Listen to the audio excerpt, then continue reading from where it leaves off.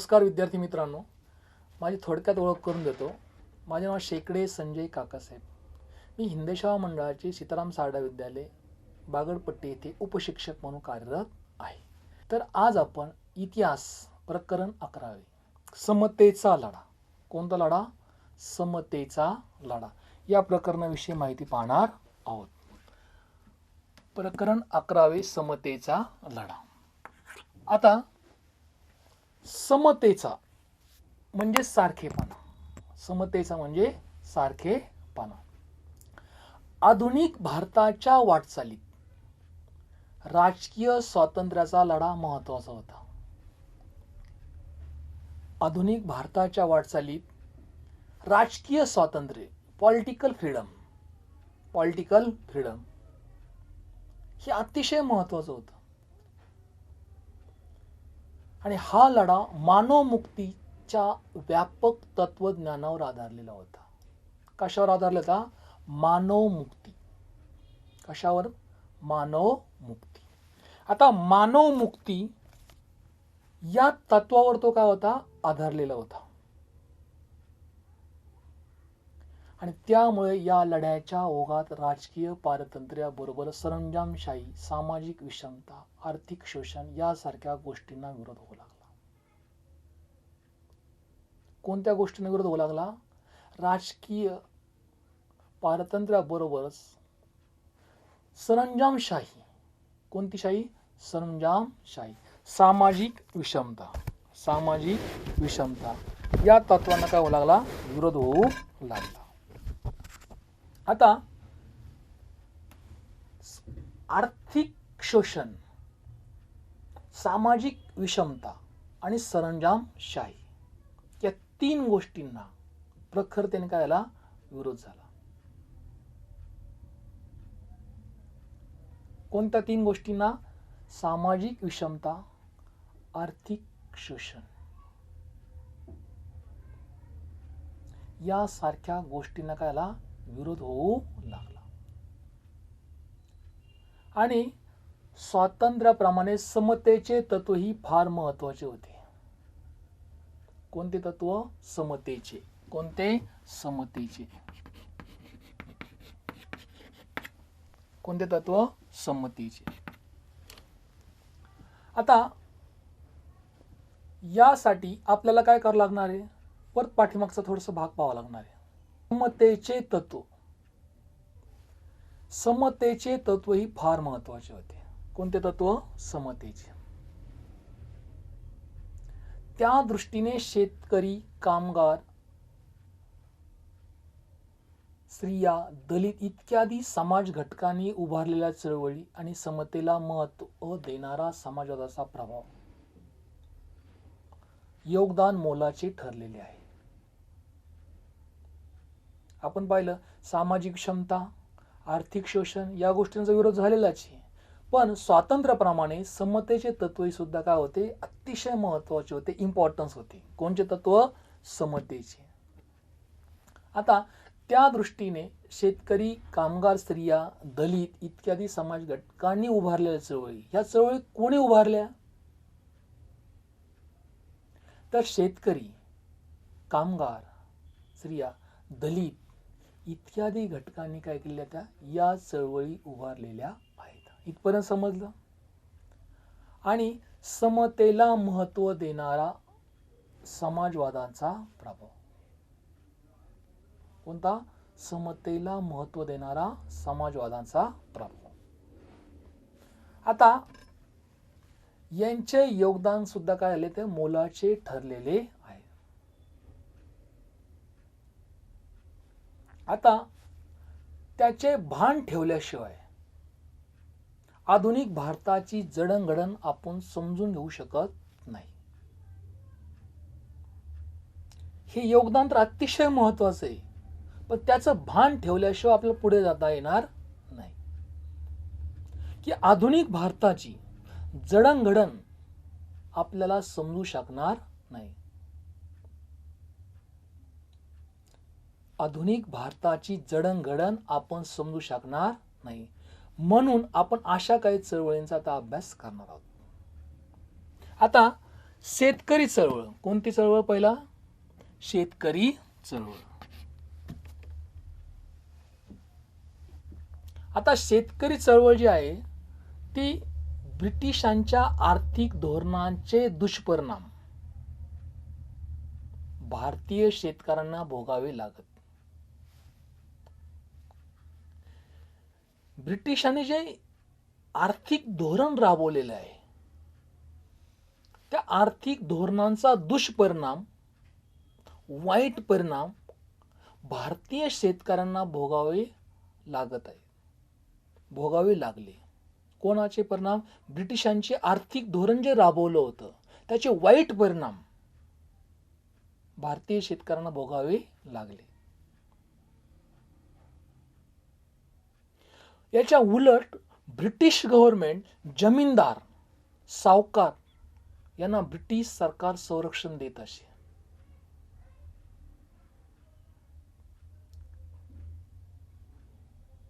कोणाला? ब्रिटिश सरकार कोणाला संरक्षण देत असे? जमीनदार व सावकारांना. कोणाला? जमीनदार व सावकारांना.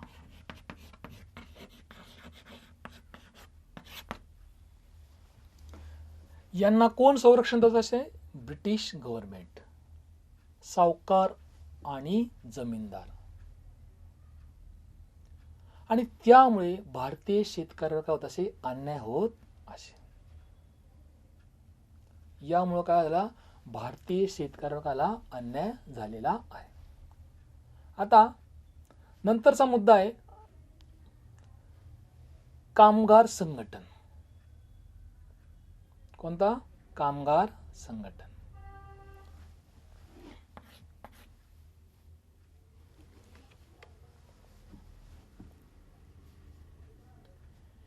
एकोणिसाव्या शतकाच्या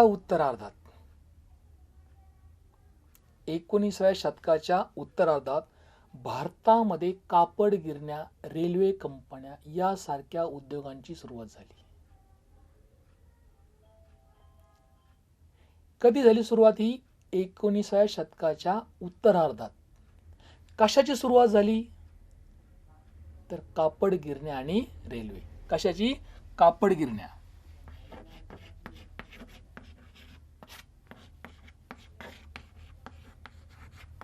कापड गिरण्या आणि रेल्वे.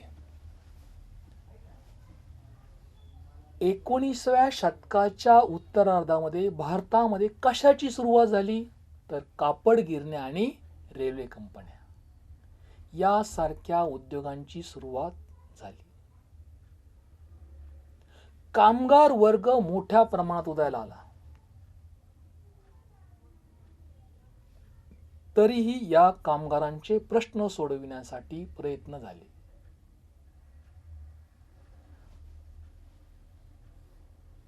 बॅनर्जी, नारायण मेघाजी लोखंडे यांनी स्थानिक पातळीवर कामगारांचे संघटन केले. जे कामगारांचे जे प्रश्न होते हे प्रश्न सोडवण्यासाठी कोणी प्रयत्न केले? तर नारायण मेघाजी लोखंडे यांनी. बॅनर्जी यांनी लोकल लेव्हलला, स्थानिक पातळीवर काय केलं? कामगारांचं संघटन केलं आणि त्यांचे प्रश्न जे असतील ते सोडवण्याचे काय केले? प्रयत्न केले. यांचे कामगार विषयक कार्य खूप मोलाचे होते आणि त्यांचे वर्णन भारतीय कामगार चळवळीचे जनक असे केले जाते. कोणाचे?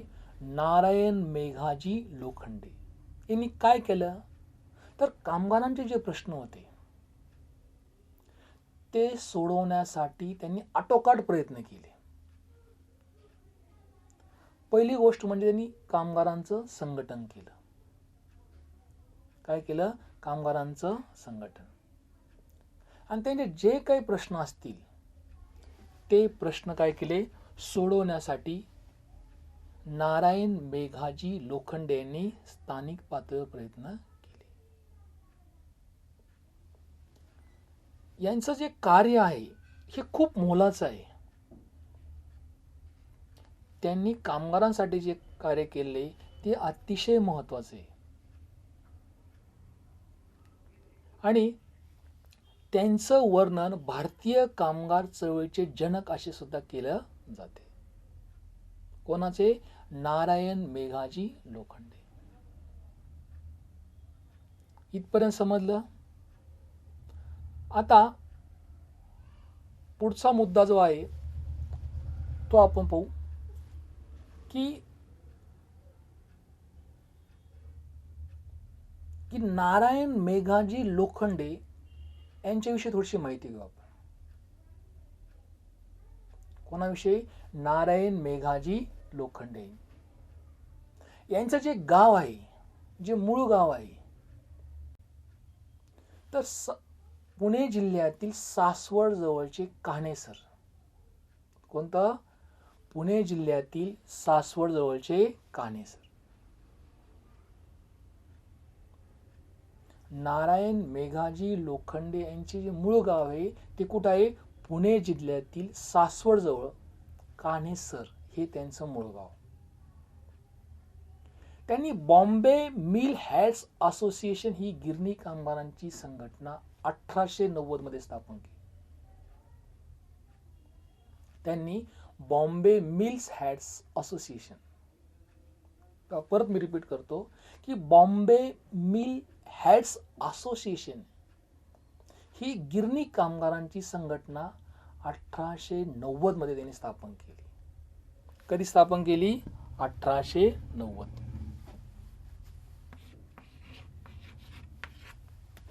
कधी स्थापन केली? 1890 मध्ये. कोणी स्थापन केली? नारायण मेघाजी लोखंडे. कोणती संघटना स्थापन केली?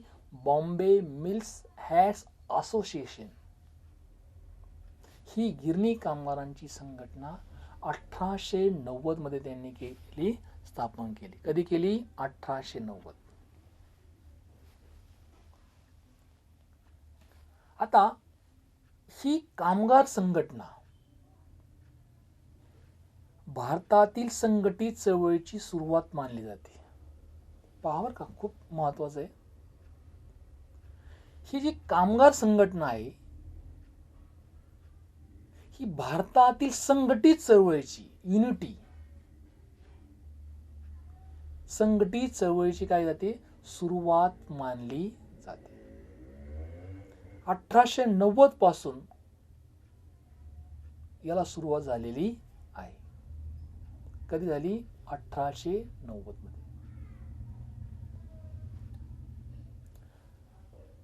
महात्मा फुले यांनी स्थापन केलेल्या सत्यशोधक समाजाच्या मुंबई शाखेचे ते अध्यक्ष होते. महात्मा फुले यांनी स्थापन केलेल्या सत्यशोधक, कोणता? सत्यशोधक समाजाच्या मुंबई शाखेचे ते अध्यक्ष होते. आता नवीन मुद्दा आहे समाजवादी चळवळ. कोणती? समाजवादी चळवळ.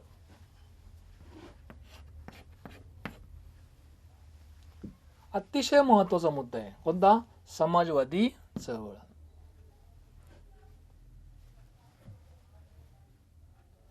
जनसामान्यांच्या हितरक्षणासाठी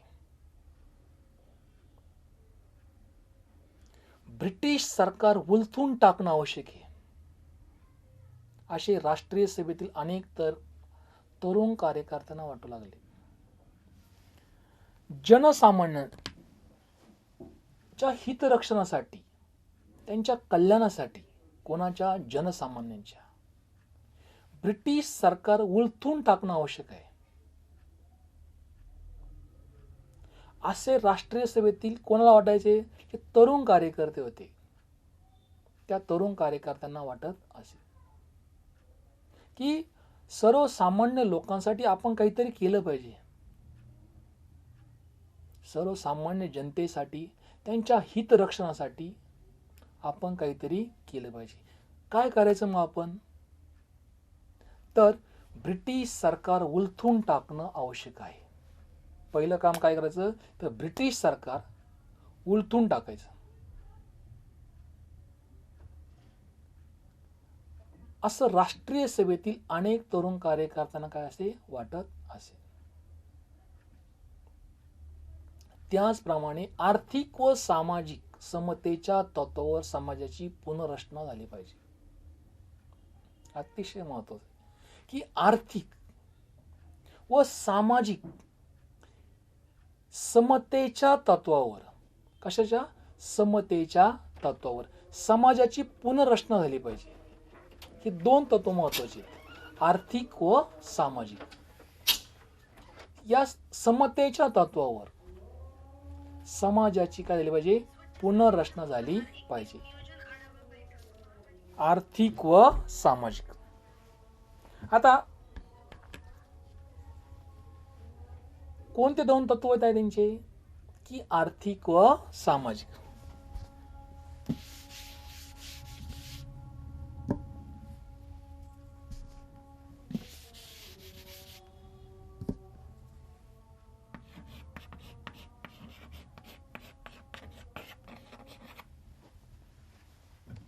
आर्थिक व सामाजिक या तत्वावर समाजाची पुनर्रचना झाली पाहिजे. कोणत्या? आर्थिक व सामाजिक तत्वावर. याची त्यांना जाणीव होऊ लागलेली होती. काय होऊ लागली? ती जाणीव होऊ लागलेली. हे जे तरुण कार्यकर्ते होते राष्ट्रीय सभेतील, या तरुणांना याची जाणीव होऊ लागलेली की समाजाची पुनर्रचना तर झाली पाहिजे. समाजाची पुनर्रचना तर अवश्य झाली पाहिजे, पण कशी झाली पाहिजे? आर्थिक व सामाजिक समतेच्या तत्वावर. कशावर? आर्थिक व सामाजिक समतेच्या तत्वावर. ही तत्व अतिशय महत्वाची. सोशल अँड इकॉनॉमिकल बॅलन्स, आर्थिक आणि सामाजिक. आणि या जाणीवेतून समाजवादी विचारसरणीचा उदय आणि विकास झाला. या जाणीवेतून समाजवादी विचारसरणीचा काय झालेला आहे? उदय झालेला आहे. आणि पुढे काय आला? विकास झालेला आहे. ही जर जाणीव झाली नसती तर या विचारसरणीचा, समाजवादी विचारसरणीचा उदय आणि विकास झाला नसता. इथपर्यंत समजलं? आता राष्ट्रीय सभेतील समाजवादी तरुणांनी नाशिकच्या तरुणांमध्ये असताना राष्ट्रीय सभेच्या अंतर्गत समाजवादी पक्ष स्थापनेचा निर्णय घेतला.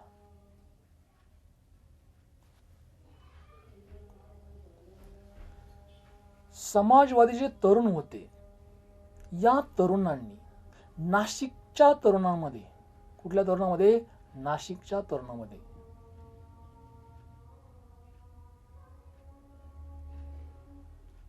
राष्ट्रीय सभेच्या अंतर्गत समाजवादी पक्ष स्थापनेचा काय केला? निर्णय घेतला. की समाजवादी पक्षाची स्थापना केल्याशिवाय आपल्याला कोणताही निर्णय घेता येणार नाही किंवा कार्य करता येणार नाही. आणि या निर्णयानुसार 1934 साली काँग्रेस समाजवादी पक्षाची स्थापना करण्यात आली. कधी स्थापना करण्यात आली? 1934. कधी? 1934. राष्ट्रीय सभेच्या अंतर्गत समाजवादी पक्ष स्थापनेचा निर्णय घेतल्यानंतर या निर्णयानुसार 1934 साली, किती साली? 1934 साली काँग्रेस समाजवादी पक्षाची स्थापना करण्यात आली. कोणत्या पक्षाची? काँग्रेस समाजवादी पक्षाची स्थापना करण्यात आली.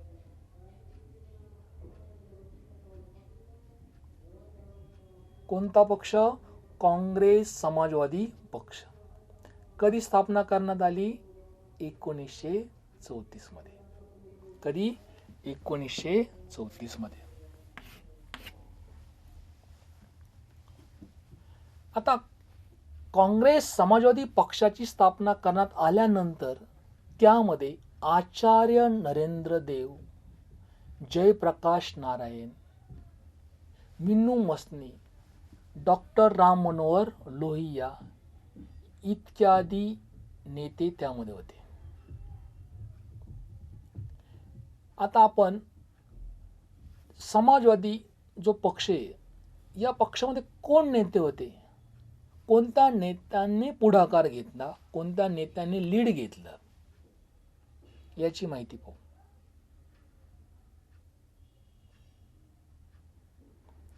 की